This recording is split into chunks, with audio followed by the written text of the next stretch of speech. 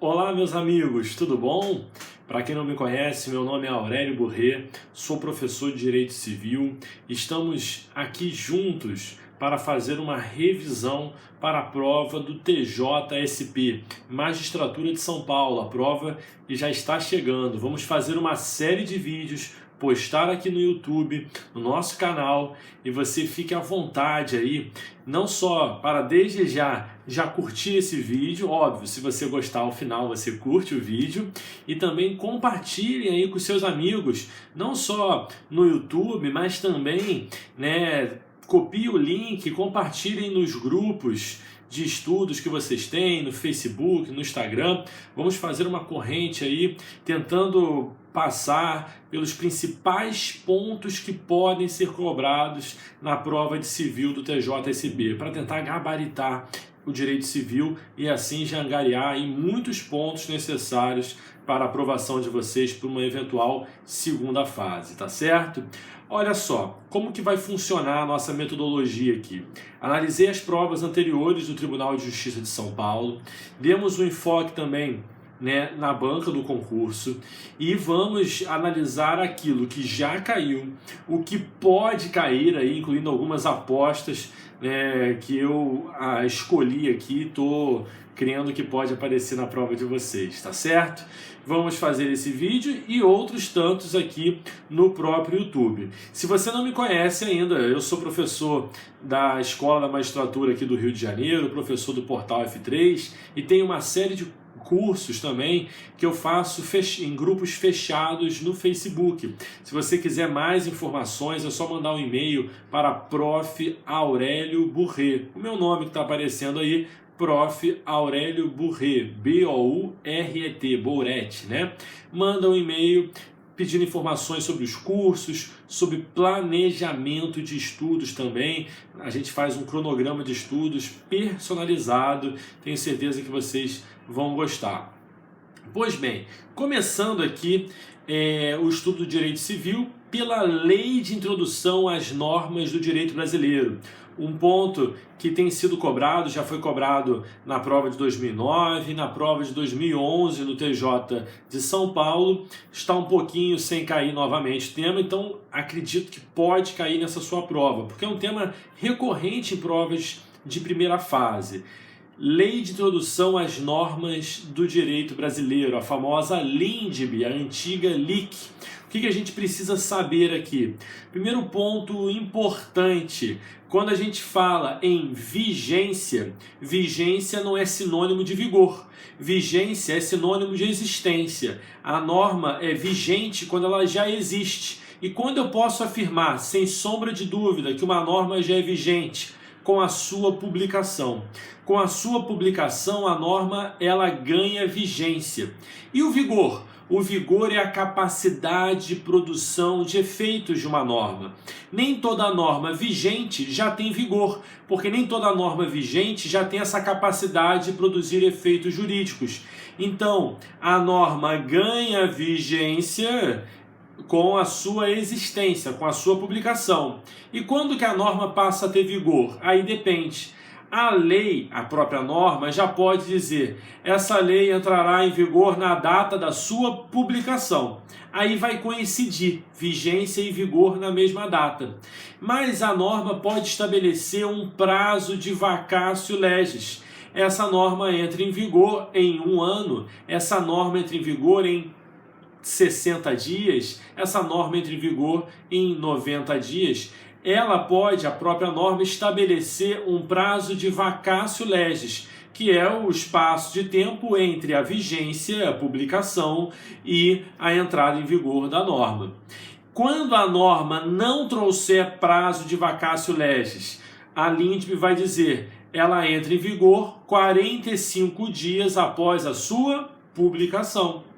Lembrando que, quando a lei brasileira for aplicada em estados estrangeiros, ela entrará em vigor 3 meses após a sua publicação. Muito importante essa disposição que você encontra lá no artigo 1º, parágrafo 1º da LINDB. E veja o detalhe, são 3 meses, às vezes em prova objetiva colocam 90 dias, não é a mesma coisa, tá? Estará errada a questão. É 3 meses depois de oficialmente publicada nos estados estrangeiros, tá certo?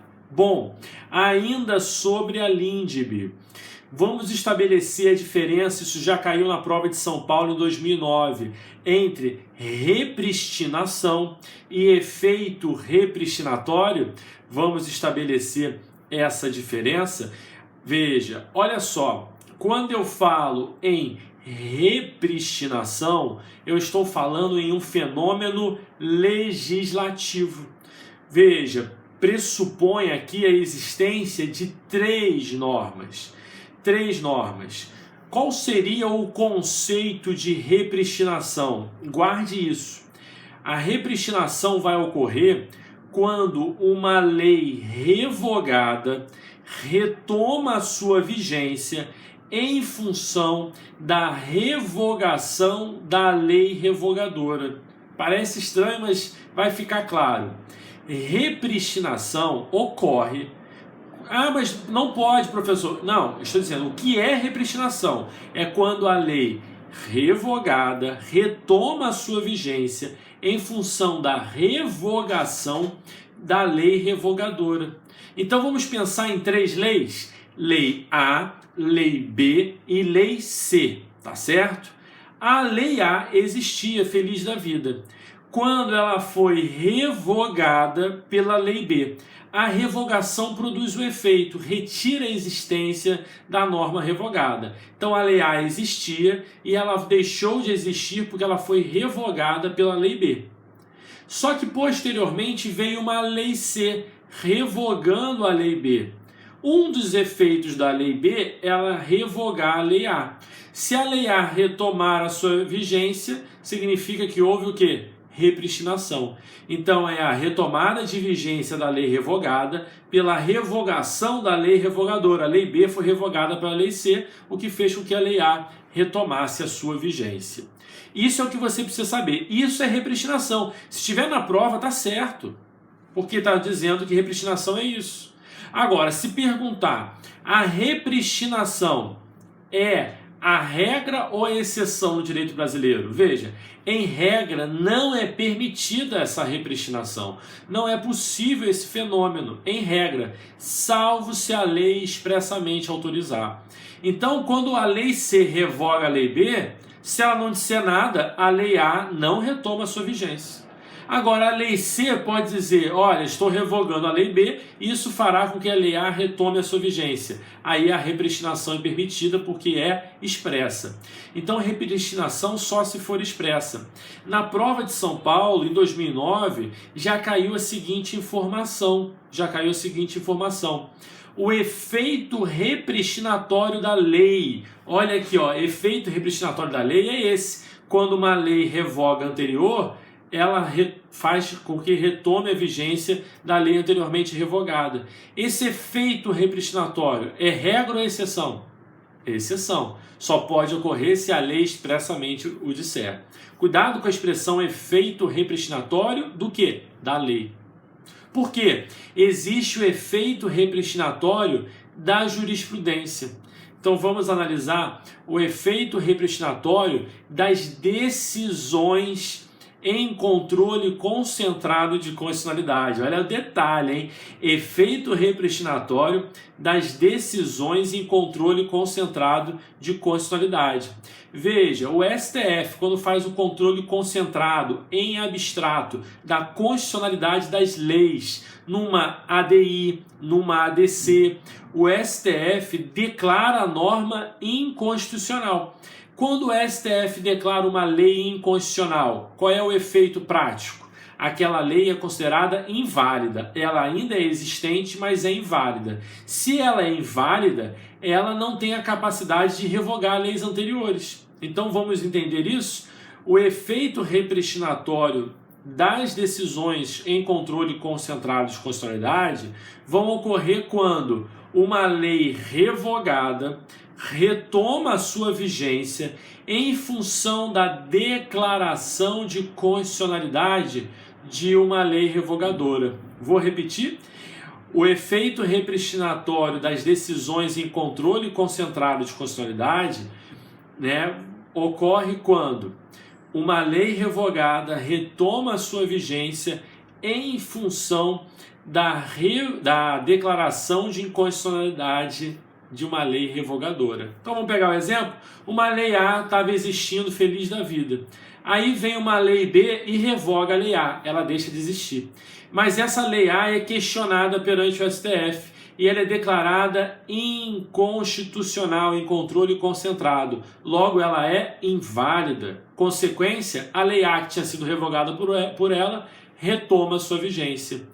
Esse efeito repristinatório da decisão em controle concentrado é a regra. Ele vai ocorrer naturalmente, salvo, excepcionalmente, se o próprio STF, na decisão de declaração de inconstitucionalidade, ressalvar que aquela decisão não gera o efeito repristinatório, porque pode não ser conveniente que a lei A retome a sua vigência. Então o STF vai dizer isso na própria decisão. Fiquem atentos a esse tema aí, que já foi cobrado. Se já foi cobrado, não vai cair de novo. Pode cair, porque caiu um aspecto. Eu abordei todos os aspectos aqui com vocês, tá certo? Pois bem, vimos a questão de vigência e vigor, vimos a repristinação e o efeito repristinatório. O que eu quero falar com vocês? Ainda sobre a LINDB. Veja, artigo 6º da LINDB, combinado com o artigo 5º, inciso 36. A lei nova não retroagirá para atingir o ato jurídico perfeito, a coisa julgada e o direito adquirido. A lei nova pode retroagir? Pode. Ela só não pode retroagir para atingir a coisa julgada, o direito adquirido e o ato jurídico perfeito. Por que eu estou chamando a atenção aqui? Porque na prova podem indagar os senhores sobre os graus de retroatividade das normas. Graus de retroatividade das normas. Muita atenção. Nós temos 3 graus de retroatividade. Retroatividade em grau máximo, retroatividade em grau médio e retroatividade em grau mínimo. A princípio, em regra, os 3 graus não são permitidos. Não é possível retroagir nem em grau máximo, nem em grau médio e nem em grau mínimo, se isso atingir um ato jurídico perfeito, uma coisa julgada e um direito adquirido. Cuidado, muita gente pensa que pode um ou outro. Não, em regra não pode, tem uma exceção que a gente vai trabalhar aqui. Primeira coisa, o que é retroatividade em grau máximo? Eu tenho 2 leis, tá? Uma lei anterior, uma lei antiga e uma lei nova. E o que acontece? Quando uma situação era regulada pela lei anterior, a lei nova pode atingir essa situação regulada pela lei anterior? Essa é a pergunta. Então vamos entender o que seria uma retroatividade em grau máximo. Retroatividade em grau máximo ocorre quando a lei nova ela atinge uma situação que foi constituída e já se consumou sobre a égide da lei anterior. Isso é vedado. Exemplo, vamos imaginar o seguinte, que eu fiz um contrato de empréstimo com uma instituição financeira, com um banco, no ano de 1994. Desde aquela época, professor, eu fiz um contrato, de 30 anos de financiamento de casa própria, tá certo? E naquela época, o Código de Defesa do Consumidor permitia que o banco cobrasse multa de até 10% em caso de atraso. Só que em 96 o CDC foi alterado por uma lei e reduziu o percentual máximo de multa que o banco poderia cobrar de 10% para 2%. Tranquilo? O que eu preciso que vocês observem aqui? Vamos imaginar que em 95 eu fiquei devendo uma parcela do empréstimo. Quanto que o banco podia cobrar de multa? 10%. Quanto que ele cobrou? 10%. Quanto que eu paguei? 10% de multa. Aí em 96 veio a lei nova reduzindo de 10% para 2%. Eu posso entrar com uma ação pedindo repetição de débito dos 8% de diferença? Não. Não, por quê? Porque isso seria retroatividade em grau máximo. Eu estaria querendo aplicar uma lei nova a uma situação constituída e já consolidada no passado. Então, não posso aplicar a lei nova. Agora, retroatividade em grau médio, como que ela vai ocorrer? Quando uma lei nova é aplicada a uma situação constituída no passado sob a égide de uma lei anterior, mas atingindo os seus efeitos pendentes. Cuidado com essa expressão, os seus efeitos pendentes. Vamos pegar o mesmo exemplo? Vamos imaginar que eu fiz aquele contrato lá em 94. Eu vinha pagando as prestações, mas em 95 eu não paguei a prestação do mês de maio. Não paguei. E aí? Veja, e aí o que acontece? Em 96, já em vigor a lei nova que alterou o CDC, veio o banco e cobrou aquela multa. Só que ele cobrou a multa no valor de 10%. Aí eu entro com uma ação falando, olha, não vou pagar 10%, eu vou pagar 2%, porque agora, a partir de 96, o máximo que o banco pode cobrar é 2%. Tá certo isso? Não. Por quê? Eu fiquei devendo em 95 e naquela época a multa incidente era 10% prevista no contrato que eu celebrei em 94. Não é porque o banco cobrou em 96 que ele só pode cobrar 2%. Isso seria retroatividade em grau médio, porque eu estaria atingindo os efeitos pendentes daquela situação constituída lá no passado. Tranquilo? Pois bem, agora chegou o ano de 2017, esse meu contrato eu ainda estou cumprindo.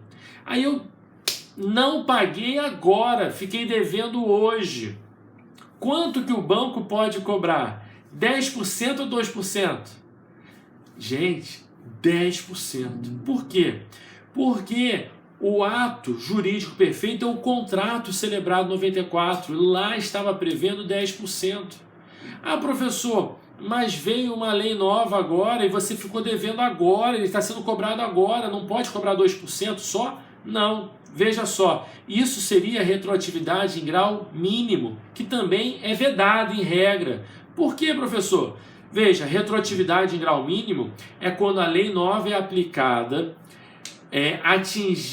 aplicada imediatamente, atingindo os efeitos, atingindo os efeitos futuros de um ato constituído sobre a égide da lei anterior. Veja, não está atingindo os efeitos pendentes, mas os efeitos futuros. Hoje eu fiquei devendo, mas se eu fiquei devendo e o banco pode cobrar uma multa, é com base num contrato celebrado no passado, quando a multa permitida era 10%. Então o banco pode cobrar 10%? Pode. Se eu falar que tem que cobrar 2%, eu estou fazendo uma retroatividade, ainda que em grau mínimo, mas estou fazendo uma retroatividade que não pode atingir um ato jurídico perfeito. Ah, professor, mas eu já vi algo diferente. Sim, no caso de condomínio, fique atento aí que pode cair na sua prova. O mesmo exemplo, o condomínio,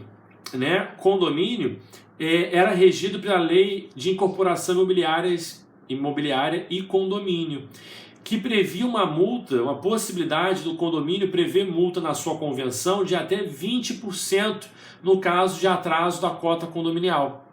Mas o Código Civil de 2002, quando entrou em vigor, ele trouxe ali, no artigo 1336, um máximo de 2% de multa. Então, olha só, vamos imaginar a mesma situação. Quando que o Código Civil entrou em vigor? Anote aí para não esquecer essa data, 11 de janeiro de 2003. Então vamos imaginar que no ano de 2000 eu não paguei a cota condominial. Aí o que acontece? Não paguei a cota condominial em 2000.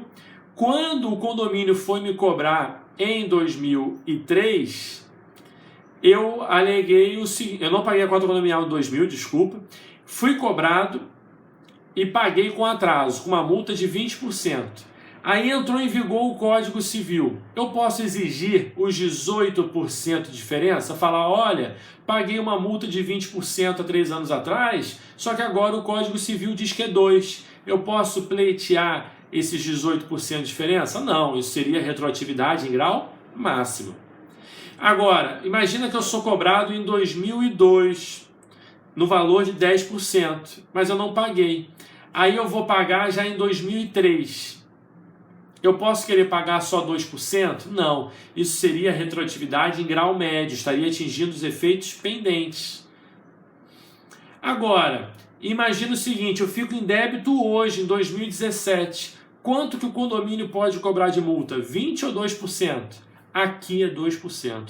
Meu Deus, professor, mas é diferente do caso do banco? Por quê? Porque o Código Civil, isso é entendimento do STJ, não vou entrar em polêmica aqui, eu não concordo com isso, mas tudo bem, não interessa, a prova objetiva vai cair assim. Tá? O Código Civil, no artigo 2035, diz que os negócios jurídicos e atos praticados sobre a égide do Código Civil anterior continuam sendo regulados por ele. Agora, os efeitos futuros já produzidos sobre a égide do novo Código Civil vão ser regulados pelo Código Civil de 2002.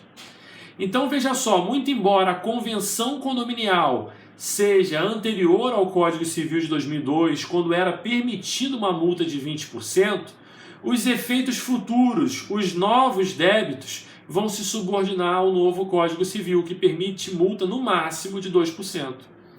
Por que é diferente do exemplo anterior do CDC? Porque aqui o Código Civil tem uma norma expressa autorizando isso. O artigo 2035, lá no CDC não tem. Fiquem atentos a esses dois exemplos que podem cair na prova de vocês. Olha, qualquer dúvida é só entrar em contato. Essa ideia aqui do nossos vídeos no YouTube, é óbvio que você pode entrar em contato no próprio YouTube, nos comentários, mas pode mandar um e-mail para mim, Prof. Aurélio Burré.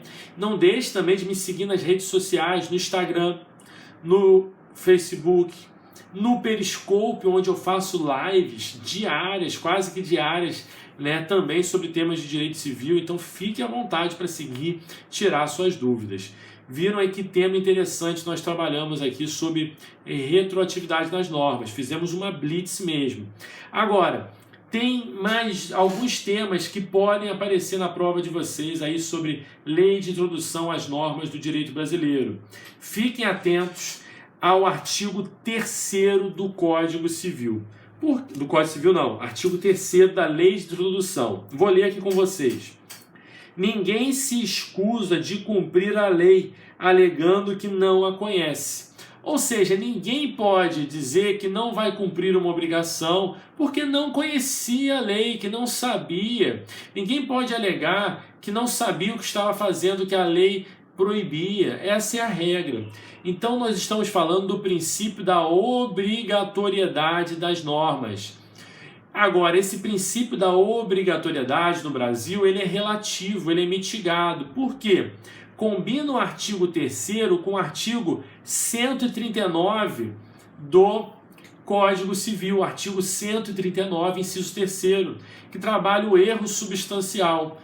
Alguém pode anular o negócio jurídico alegando um erro substancial relativo ao desconhecimento da lei.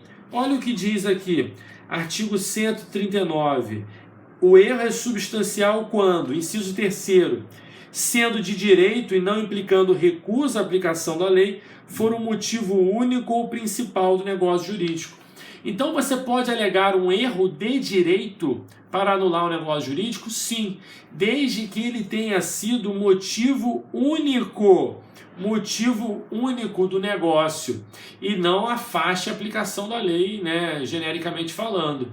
Então, se a pessoa alegar, não, mas eu só celebrei esse negócio jurídico porque eu acreditava que era permitido ou não sabia que era proibido, se ele é o motivo único do negócio, é possível sim anular com base no erro de direito. Então, leiam e releiam o artigo 3º da LINDB, combinado com o artigo 139, inciso 3º. Agora, tem mais alguns artigos que eu vou pontuar aqui para vocês. Vejam só o que diz o artigo 1º, parágrafo 3º da LINDB. Se, antes de entrar a lei em vigor, ocorrer nova publicação de seu texto destinada à correção, o prazo deste artigo e dos parágrafos anteriores começa a correr da nova publicação. Cai muito em prova isso. a lei está na vacatio legis, por exemplo, vacatio legis de 1 ano. Aí veio uma lei nova apenas fazendo correções no texto daquela lei que estava na vacatio legis. O que acontece aqui?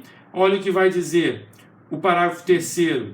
O prazo desse artigo, aquele prazo de vacatio legis, aqui no caso foi estabelecida de 1 ano, começará a correr da nova publicação da lei corrigida.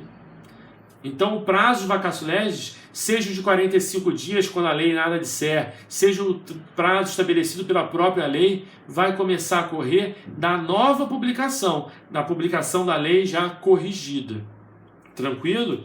Agora, o parágrafo 4º vai dizer: as correções a texto de lei já em vigor, acabamos de falar da lei em vacatio legis, agora, das leis já em vigor, consideram-se lei nova. Cai demais o parágrafo 4º também. Muita atenção ao artigo 2º. Não se destinando a vigência temporária, a lei terá vigor até que outra modifique ou a revogue. Quando que a lei deixa de existir? Só quando outra lei a revogar.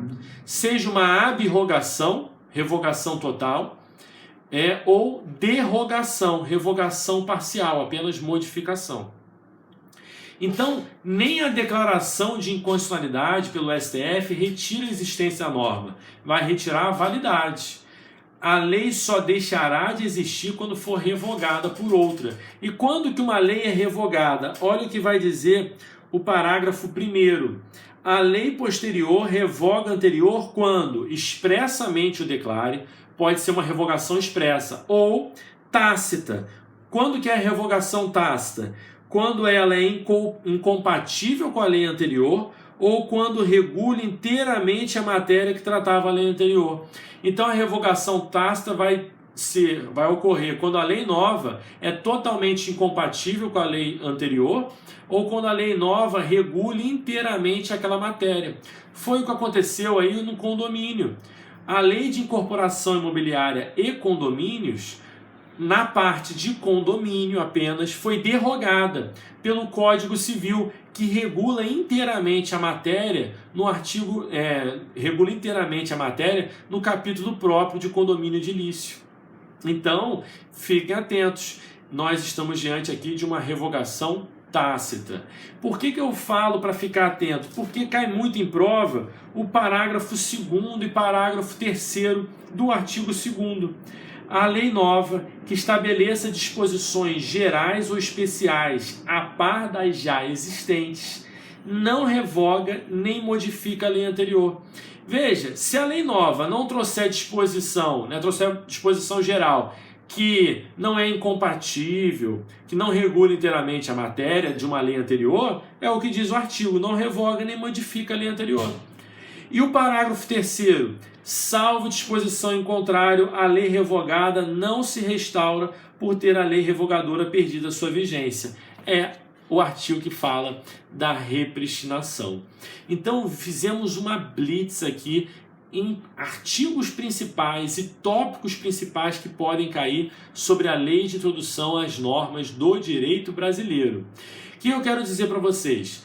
Aqui é uma revisão para a prova que já está chegando, muito rápido, né? Se você quiser fazer um estudo mais passo a passo do direito civil, fique à vontade para mandar e-mail perguntando sobre os módulos de direito civil que eu faço em grupos fechados no Facebook. É bem legal, os alunos gostam bastante. Objetivo, focado em provas de concurso, tá certo?